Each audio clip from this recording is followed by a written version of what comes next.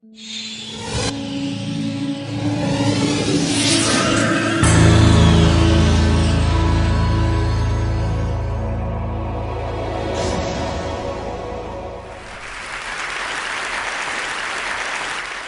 is a dream of mankind to fly like a bird.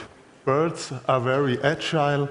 They fly not with rotating components, so they fly only by flapping their wings. So we looked at the birds and we try to make a model that is powerful, ultra-light, and it must have excellent aerodynamic qualities that would fly by its own and only by flapping its wings.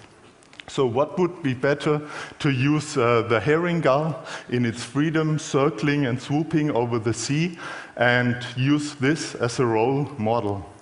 So we bring a team together. There are generalists and also specialists in the field of aerodynamics, in the field of building gliders, and the task was to build an ultralight indoor flying model that is able to fly over your heads, so be careful later on. And this was one issue, to build it that lightweight that no one would be hurt if it fell down. So why do we all this? We are a company in the field of automation, and we'd like to do very lightweight structures because that's energy efficient, and we'd like to learn more about pneumatics and airflow phenomena. So I now would like to take your seatbelts on and you put your hats off.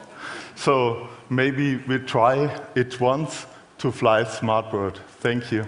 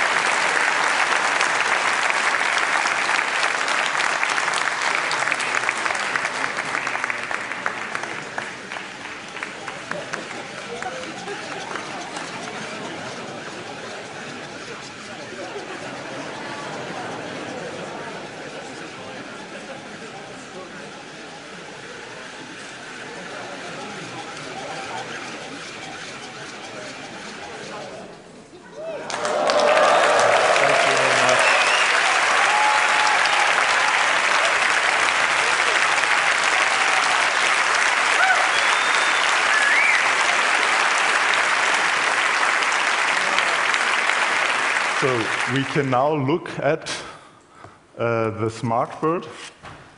So here is one without a skin. We have a wingspan of about 2 meters. The length is 1 meter and 6, and the weight, it is only 450 grams. And it is all out of carbon fiber. In the middle we have a motor, and we also have a gear in it, and we use the gear to transfer the circulation of the motor. So within the motor we have 3 Hall sensors that we know exactly where the wing is. And if we now beat up and down,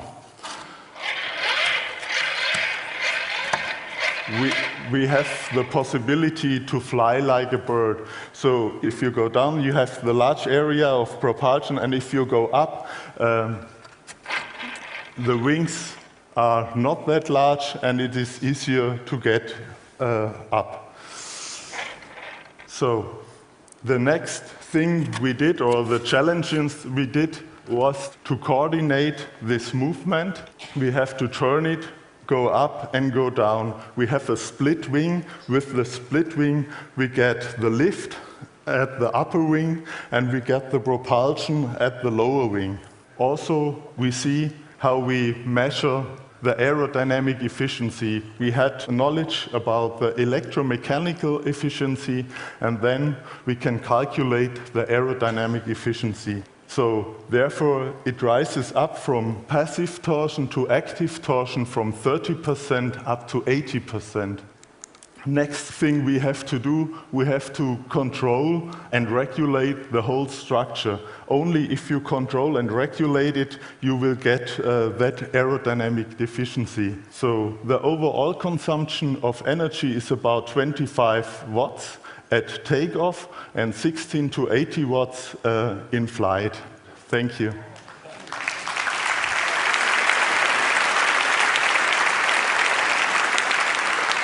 Markus, I think that we should fly it once more. Yeah, sure. Okay.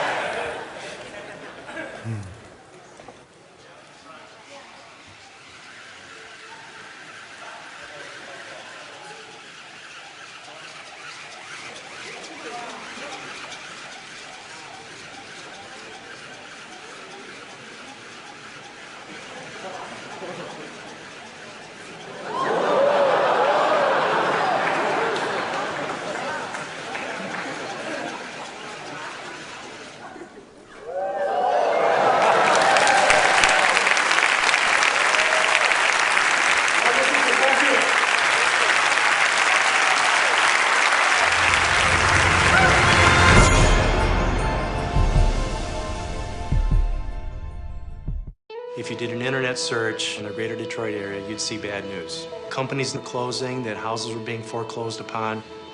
However, when there are negative things going on, there's also opportunity. And for people that look for it, like Dave, they see the opportunity and they say, I can make a difference here. There's a constant stream of negative news about, economics and whatever. And so it's nice to inject some positive news coming out of Ypsilanti. It's motivation to make you want to do something to help out your town. So my friend Corinne, who is the manager at the Ypsilanti Food Co-op, sent me what she thought was a grant for a solar project. Turned out it was a very low-interest loan. So it kind of sparked my interest, and then I did some searching and was able to actually find a small $6,000 grant from the state of Michigan. But I've never done solar. I didn't know square one about how it was done. We bought panels, we figured out how to do it, and that was our first system. We needed to monitor the power and be able to track how much is coming in and out.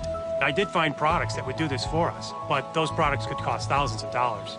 We didn't have $1,000. We invented a way to read utility meters for essentially free. My goal is to see a cloud. And I wanted to see a nice, smooth solar graph. Then I wanted to dip a little bit and know that a cloud just went over the solar panels. My wildest dreams is to have 100 locations in Ypsilanti, all on Solar Ypsi, all being tracked in real time. And Ypsilanti would be the place to come for solar information.